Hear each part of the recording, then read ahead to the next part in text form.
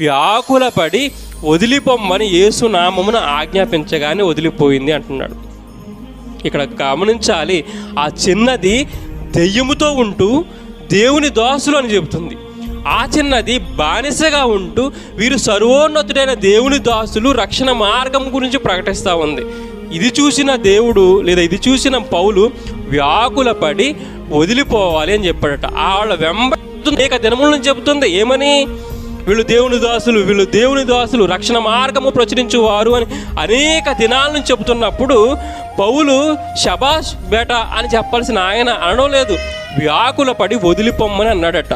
ఈ రోజున సంగమ, మనము కూడా ఈ క్రైస్తవ సమాజంలో దెయ్యముతో ఉంటూ, దెయ్యముతో సహవాసము చేస్తూ, దెయ్యపు మాటలు మనం మాట్లాడుతూ, దెయ్యపు ఆలోచనలు చేస్తూ, ఈ లోక సంబంధముగా బ్రతుకుతూ మనం దేవుని సన్నిధికి వచ్చి సర్వోన్నతుడైన దేవుని బిడ్డలుగా మనం మాట్లాడుతున్నామేమో, సర్వోన్నతిని దేవుని దాసుల యొద్ద మనం నిలబడుతున్నామేమో, దేవుని దగ్గర దేవుని బిడ్డలుగా మనము నటిస్తున్నామేమో. ఒక్కసారి ఆలోచించుకోవాలి.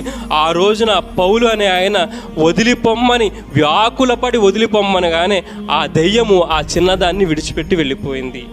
ఈ రోజున సంఘంలో ఉంటున్న మనకు, సంఘంలో దేవునితో ఉంటున్న మనకు ఏ దెయ్యం ఉంది?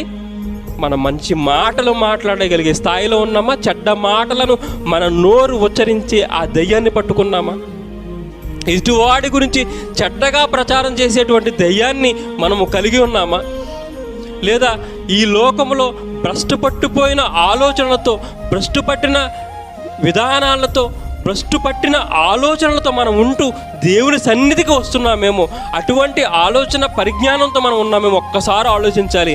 మనల్ని అతడు చూసి వ్యాకుల పడుతున్నట్లుగా దేవుడు మనలను చూసి కూడా బాధపడతాడు.